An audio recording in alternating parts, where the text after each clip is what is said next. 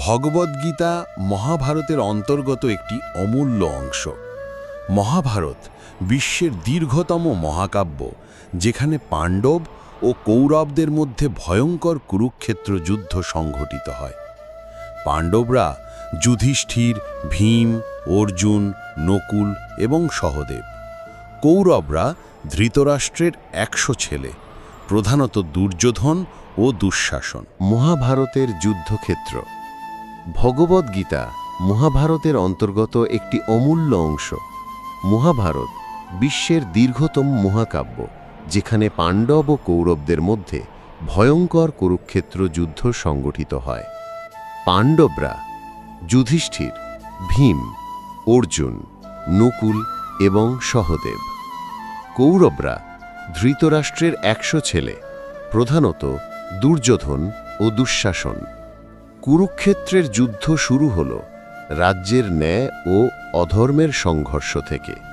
দুর্যোধন অন্যায়ভাবে হস্তিনাপুর দখল করে নেয়, আর পাণ্ডবরা নির্বাসনে যান। নির্দিষ্ট সময় পরে যখন তারা ন্যায়সঙ্গতভাবে তাদের রাজ্য ফেরত চাইলেন, তখন কৌরবরা তা দিতে অস্বীকার করল। তখন যুদ্ধ অনিবার্য হয়ে দাঁড়াল। যুদ্ধের প্রথম দিন উভয় সেনা সাজানো হল। এক পাশে কৌরবদের বিশাল সেনা, অন্য পাশে পাণ্ডবদের। কিন্তু যুদ্ধে শুরুর মুহূর্তে একটি অবিশ্বাস্য ঘটনা ঘটল। অর্জুনের মনে দ্বন্দ্ব জাগল, আর এই দ্বন্দ্বই ভগবদ্গীতার জন্ম দিল। কুরুক্ষেত্রের ভোর, শঙ্খ বাজছে, যুদ্ধের ঢাক বাজছে, দুই সেনা সাজানো। অর্জুন, যিনি মহাবীর ও মহাশক্তিশালী, তার রথ চালাচ্ছেন শ্রীকৃষ্ণ। অর্জুন কৃষ্ণকে বললেন, হে কৃষ্ণ, আমার রথকে দুই সেনার মাঝখানে দাঁড় করাও। আমি দেখতে চাই আমার বিরুদ্ধে কারা দাঁড়িয়ে আছে। যখন রথ দুই সেনার মাঝে দাঁড়ালো, তখন অর্জুন চারপাশে তাকালেন। তিনি দেখলেন তার গুরু দ্রোণাচার্য, যার কাছে তিনি যুদ্ধ শিক্ষা পেয়েছেন, তার পিতামহ ভীষ্ম, যাকে তিনি সর্বাধিক সম্মান করেন, চাচাতো ভাই, মামাতো ভাই, নানা আত্মীয় স্বজন। এই দৃশ্য দেখে অর্জুনের হৃদয় কেঁপে উঠল। তিনি অনুভব করলেন, যদি আমি এদের হত্যা করি, তবে জয়লাভের মূল্য কি? প্রিয়জনের রক্তে ভেজা রাজ্য কি আমি চাই? যুদ্ধ করে আমি শুধু ধ্বংস আনব। নারীরা স্বামী ভাই হারাবে, পরিবার ভেঙে যাবে, সমাজ অধর্মে ভরে যাবে। অর্জুন দুঃখে ভেঙে পড়লেন। তার হাত থেকে গাণ্ডীব ধনুক পড়ে গেল। তিনি কৃষ্ণকে বললেন, হে কৃষ্ণ, আমি যুদ্ধ করব না। আমি এ মর্মান্তিক দৃশ্য সহ্য করতে পারছি না। আমি নিরস্ত্র থাকতে চাই, মরতে চাই, কিন্তু এ যুদ্ধ করব না। এইভাবেই প্রথম অধ্যায় শেষ হয়, যা অর্জুন বিষাদ যোগ নামে পরিচিত, অর্থাৎ অর্জুনের দুঃখ ও সংশয়ের যোগ। অর্জুন যখন দ্বিধা ও দুর্বলতায় ভেঙে পড়লেন, তখন শ্রীকৃষ্ণ তার উপদেশ শুরু করলেন। কৃষ্ণ কোমল কিন্তু দৃঢ় কণ্ঠে বললেন, হে অর্জুন, এ দুর্বলতা তোমার মতো মহাবীরের জন্য লজ্জাজনক। মৃত্যু ভয় ও দুঃখে ভেঙে পড়া একজন ক্ষত্রিয়ের ধর্ম নয়। উঠে দাঁড়াও এবং যুদ্ধের জন্য প্রস্তুত হও। কিন্তু অর্জুন আবার বললেন, কৃষ্ণ, আমি কিভাবে আমার গুরু ও পিতামহকে হত্যা করব? তারা আমার শ্রদ্ধার পাত্র। তখন কৃষ্ণ আরও গভীর সত্য প্রকাশ করলেন। আত্মা কখনো জন্মায় না, কখনো মরে না। শরীর নষ্ট হয়, কিন্তু আত্মা অক্ষয়। যেমন মানুষ পুরনো বস্ত্র ছেড়ে নতুন বস্ত্র পরে, তেমনি আত্মা পুরনো শরীর ত্যাগ করে নতুন শরীর ধারণ করে। তুমি যাদের মৃত্যু ভেবে দুঃখ পাচ্ছ, তারা আসলে কখনো মরবে না। অর্জুন, তুমি একজন ক্ষত্রিয়, তোমার কর্তব্য যুদ্ধ করা। যদি কর্তব্য এড়িয়ে যাও, তবে তা হবে পাপ। লোকেরা তোমাকে কাপুরুষ বলবে এবং তোমার খ্যাতি নষ্ট হবে। এখানেই কৃষ্ণ সেই বিখ্যাত শিক্ষা দিলেন, কাজ করো, কিন্তু ফলের চিন্তা করো না।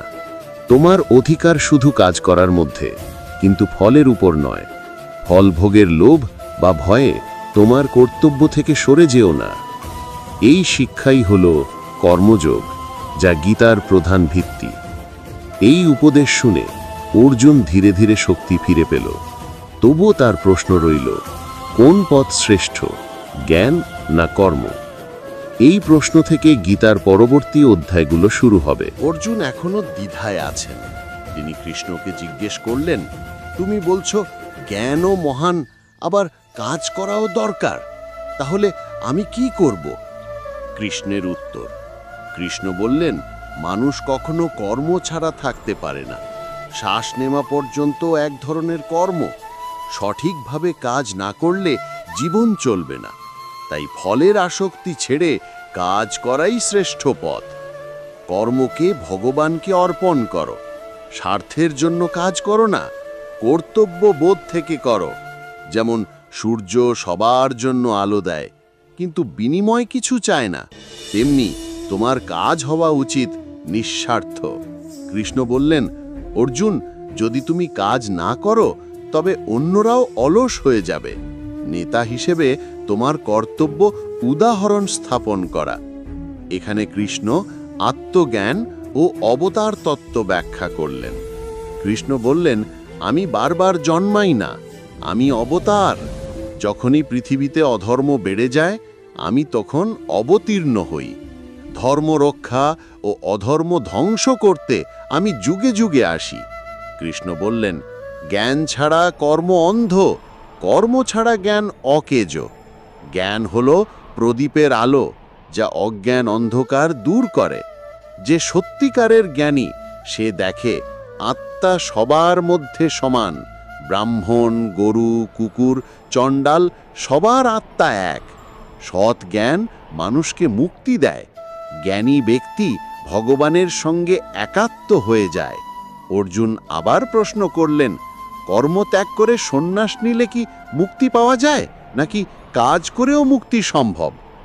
কৃষ্ণের ব্যাখ্যা, কাজ ত্যাগ করা বা সন্ন্যাস নেওয়া সবসময় সবার জন্য নয়। নিঃস্বার্থভাবে কর্তব্য কর্ম করা, সেটাই আসল সন্ন্যাস। আসল সন্ন্যাসী সেই যে ফলের প্রতি আসক্ত নয়। যেমন একজন কৃষক খেতে চাষ করে, কিন্তু মনে রাখে ফল যাই হোক সেটি ভগবানের ইচ্ছা। তেমনি মানুষের কাজও হওয়া উচিত ভগবানকে উৎসর্গ করে। এখন কৃষ্ণ ধ্যান বা যোগের পথ শিখালেন। কৃষ্ণ বললেন, সত্যিকারের যোগী সেই যে ভগবানের ধ্যানে মগ্ন। যে নিজের মনকে জয় করেছে, সে বন্ধুর মধ্যেও শত্রুর মধ্যেও সমান দৃষ্টিতে দেখে। যে একাকী নির্জনে ধ্যান করে, যার মন শান্ত, যার কামনা নেই, সেই আসল যোগী। ধ্যানের উপায়, স্থির হয়ে আসনে বসতে হবে।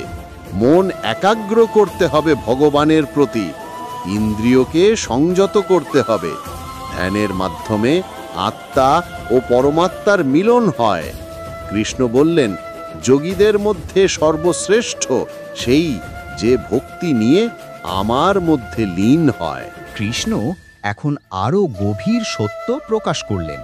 তিনি বললেন, আমি সব কিছুর উৎস। পৃথিবী, জল, অগ্নি, বায়ু, আকাশ সব আমার শক্তি থেকেই সৃষ্টি। মানুষের জ্ঞান, বুদ্ধি, মন সব আমার থেকে আসে। কিন্তু অজ্ঞান মানুষ আমাকে চিনতে পারে না। তারা মায়ায় আবদ্ধ থাকে। কৃষ্ণ বললেন, আমাকে যারা ভক্তি সহকারে জানে, তারাই সত্যিকার জ্ঞানী। আর জ্ঞানীদের মধ্যে আমি সবচেয়ে প্রিয়। অর্জুন প্রশ্ন করলেন, হে কৃষ্ণ, মৃত্যুকালে যদি কেউ তোমাকে স্মরণ করে, তবে কি হয়? কৃষ্ণের উত্তর, যে মানুষ মৃত্যুর সময়ে যা চিন্তা করে, তারই মধ্যে সে যায়।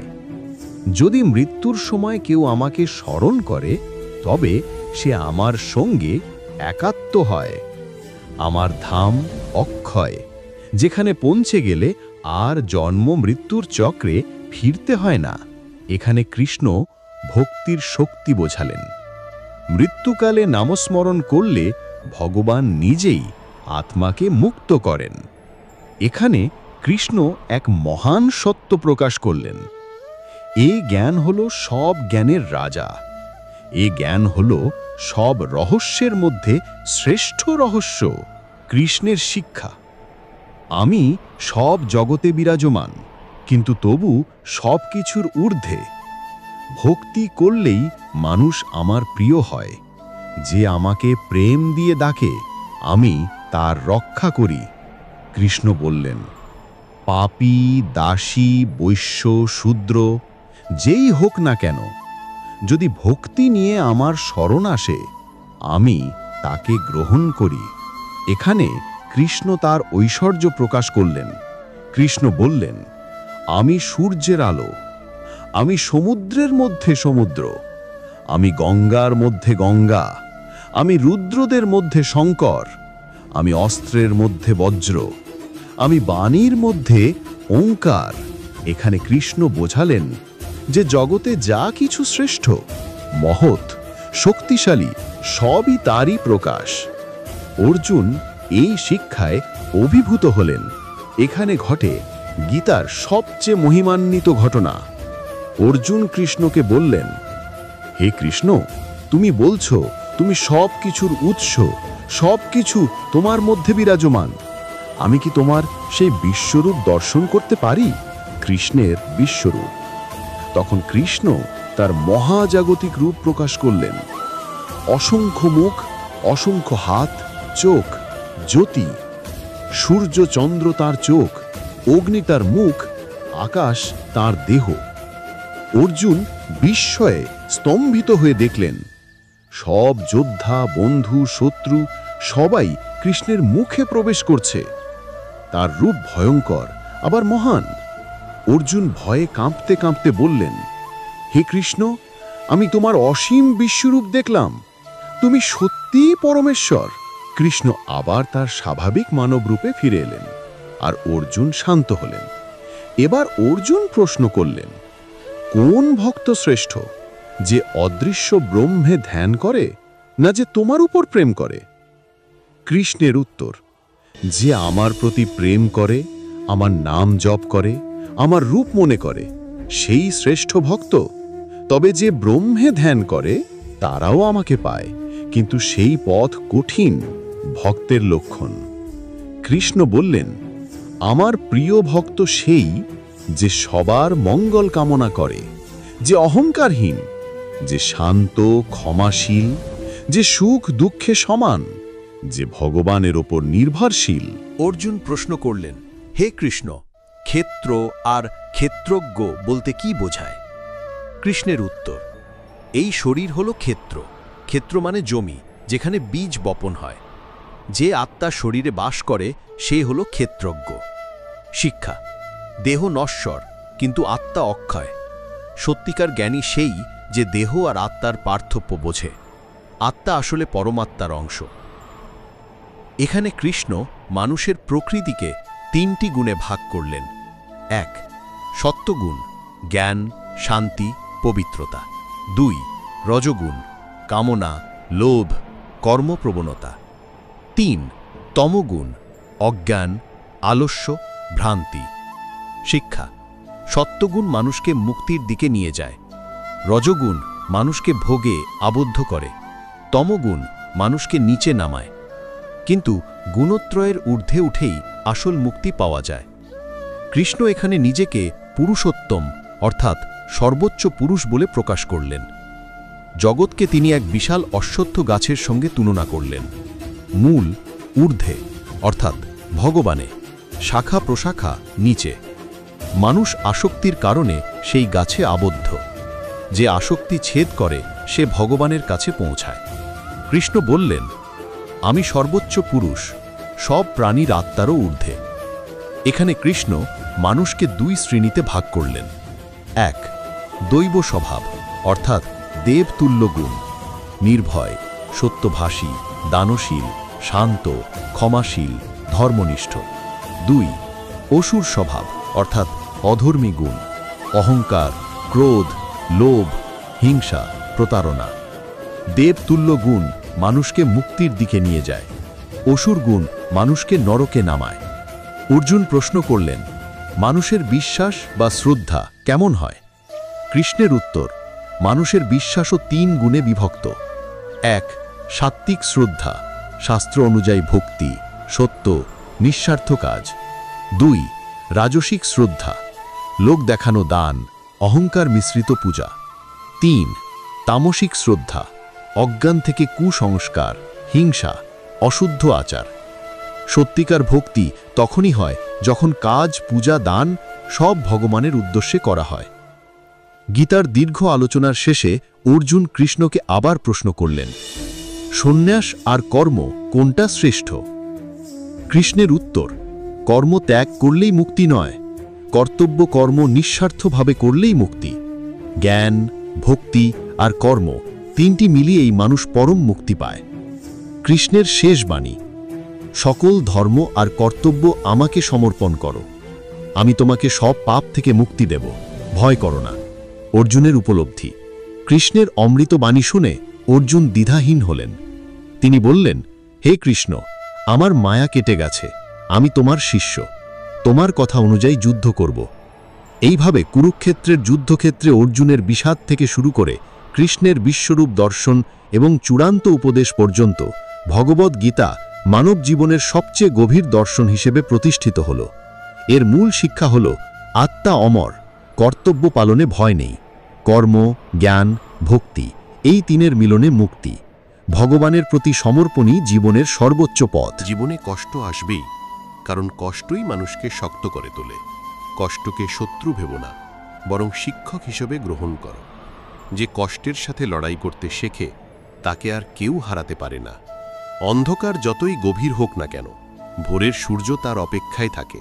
তেমনি জীবনে যত বিপদ আসুক, আশা কখনো ছেড়ো না। আজকের ব্যর্থতা কাল তোমার সফলতার সিঁড়ি হয়ে দাঁড়াবে। পৃথিবী বদলাতে চাইলে প্রথমে নিজেকে বদলাও, অন্যকে ছোট করে নয়। নিজেকে বড় করে তোলাই প্রকৃত বুদ্ধিমানের কাজ। সত্যিকারের পরিবর্তন সবসময় ভিতর থেকেই শুরু হয়। যে ধৈর্য ধরে অপেক্ষা করতে জানে তার কাছে সময়ও হার মানে। আজ তুমি যা চাও তা হয়তো আজই আসবে না, কিন্তু বিশ্বাস রাখো, সঠিক সময়ে ভগবান তোমাকে প্রাপ্য পুরস্কার দেবেন। সুখ কখনো বাইরের জিনিসে পাওয়া যায় না, সুখ থাকে আমাদের চিন্তায়, আমাদের দৃষ্টিভঙ্গিতে। যদি মন শান্ত থাকে তবে সামান্য জিনিসেও আনন্দ খুঁজে পাবে। যে নিজের ভেতর আলো জ্বালাতে পারে তাকে বাইরের অন্ধকার কষ্ট দিতে পারে না। নিজেকে চিনতে শেখো, নিজের শক্তিকে জাগাও, তাহলেই তুমি অজেয় হয়ে উঠবে। মানুষ তখনই দুর্বল হয়ে পড়ে যখন সে নিজের উপর বিশ্বাস হারায়। মনে রেখো, তুমি যতবারই পড়ে যাও না কেন, উঠে দাঁড়ানোর শক্তি তোমার ভেতরেই আছে। বারবার চেষ্টা করো, কারণ সফলতা তাদের কাছেই যায় যারা হাল ছাড়ে না। দুঃখ জীবনের অন্ত নয়, বরং নতুন শুরু করার সুযোগ। যখন জীবনে সব কিছু শেষ হয়ে গেছে মনে হয়, তখনই নতুন পথ খুলে যায়। তুমি শুধু ধৈর্য ধরে সামনে এগিয়ে চলো, পথ নিজে থেকেই তৈরি হবে। অন্যের সঙ্গে প্রতিযোগিতা নয়, নিজের সঙ্গে প্রতিযোগিতা করো। প্রতিদিন গতকালের চেয়ে একটু ভালো হও, একটু শক্তিশালী হও। তাহলেই একদিন দেখবে তুমি নিজেই নিজের সেরা সংস্করণে পৌঁছে গিয়েছ। অন্যের দোষ খুঁজে সময় নষ্ট করো না। যদি সেই সময়টা নিজের গুণ বাড়াতে ব্যয় করো, তবে তুমি শুধু নিজের জীবনই বদলাবে না, আশেপাশের মানুষদের জীবনেও আলো ছড়াবে। সবচেয়ে বড় যুদ্ধ হলো নিজের ভেতরের যুদ্ধ। অহংকার, রাগ আর লোভকে জয় করতে পারলে তুমি পৃথিবীর যে কোনো বাহ্যিক যুদ্ধে সহজেই জয়লাভ করতে পারবে। ভালোবাসা কখনো ক্ষুদ্র হয় না, যত বেশি দেবে ততই বাড়বে। তুমি যদি সবার জন্য মঙ্গল কামনা করতে পারো, তবে পৃথিবীও তোমার জন্য পথ সহজ করে দেবে। প্রতিটি মানুষের জীবনে এমন মুহূর্ত আসে যখন চারপাশের সব দরজা বন্ধ হয়ে যায়, কিন্তু মনে রেখো, ঈশ্বর কখনো সব দরজা বন্ধ করেন না। একটা দরজা সব সময় খোলা থাকে, আর সেই পথই তোমাকে নতুন আলো দেখায়। শুধু ধৈর্য ধরে খুঁজে বের করো সেই পথ। যে মানুষ নিজের কষ্টকে গোপনে সহ্য করতে জানে সেই প্রকৃত শক্তিশালী, কারণ কান্না সবার সামনে সহজ, কিন্তু নীরবে লড়াই করে যাওয়াই হলো সত্যিকারের সাহস। অতীতের ভুল নিয়ে নিজেকে দোষারোপ করো না। ভুল হলো শিক্ষা, আর শিক্ষা হলো এগিয়ে যাওয়ার চাবিকাঠি। আজ যদি ভুল থেকে শিখে সামনে এগোতে পারো, তবে আগামীকাল তোমার জন্য গৌরব বয়ে আনবে। সবচেয়ে বড় সম্পদ হলো শান্ত মন। যার মন শান্ত সে সামান্যতেও আনন্দ খুঁজে পায়, কিন্তু যার মন অশান্ত সে বিশাল ধন সম্পদ পেয়েও অখুশি থাকে। তাই প্রথমে নিজের মনের শান্তি অর্জন করো, তাহলেই পৃথিবী তোমার কাছে সুন্দর মনে হবে।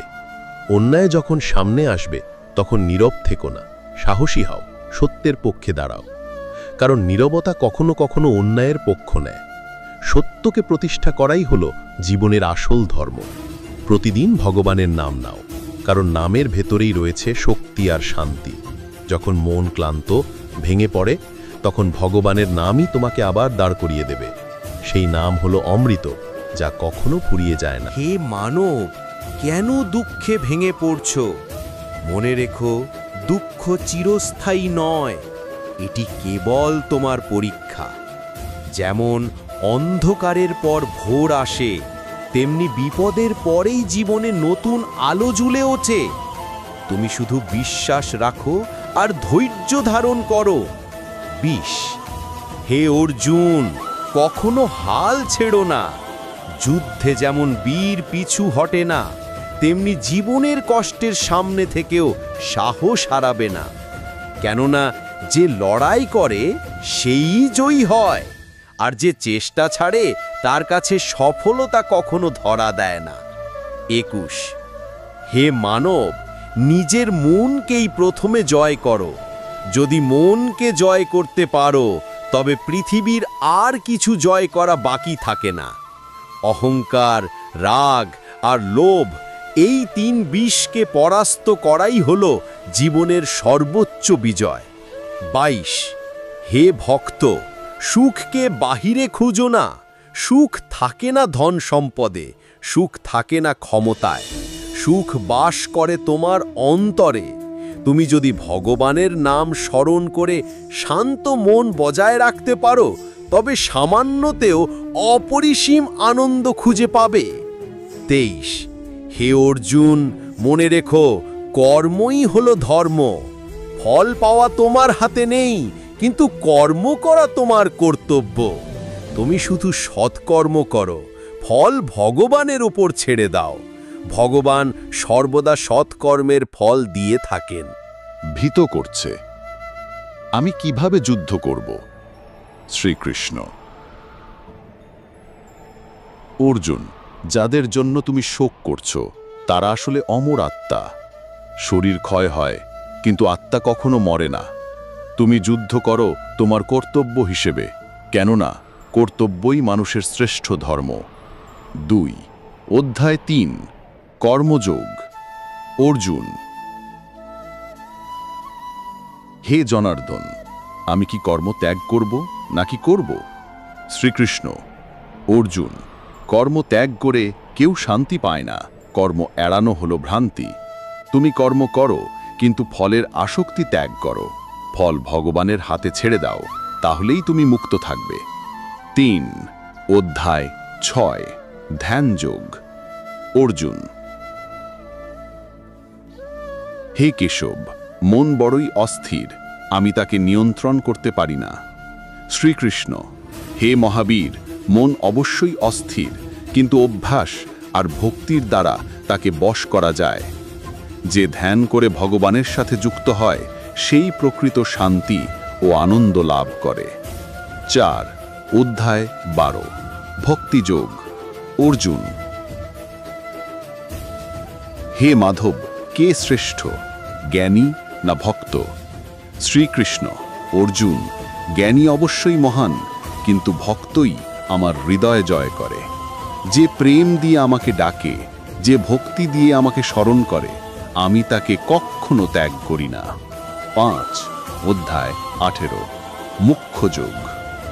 অর্জুন: হে কৃষ্ণ, মুক্তির পথ কি? শ্রীকৃষ্ণ: অর্জুন, অহংকার ত্যাগ করো, সব কিছু আমার হাতে সমর্পণ করো। সন্দেহ ছেড়ে দাও, ভয় ত্যাগ করো। আমি প্রতিশ্রুতি দিচ্ছি, শরণাগত ভক্তকে আমি কখনো ত্যাগ করি না। 6 অধ্যায় 4 জ্ঞান কর্মসন্ন্যাস যোগ। অর্জুন: হে কৃষ্ণ, তুমি তো এখন জন্মেছ, তবে বহু যুগ আগে তুমি কিভাবে শিক্ষা দিলে? শ্রীকৃষ্ণ: অর্জুন, আমি জন্ম নেই আর লয়ও করি, কিন্তু আমি অবিনশ্বর। যখন ধর্ম নষ্ট হয় আর অধর্ম বাড়ে, তখন আমি যুগে যুগে অবতীর্ণ হই, সাধুদের রক্ষা করতে, অধর্ম নাশ করতে এবং ধর্ম প্রতিষ্ঠা করতে। 7 অধ্যায় 5 সন্ন্যাস যোগ। অর্জুন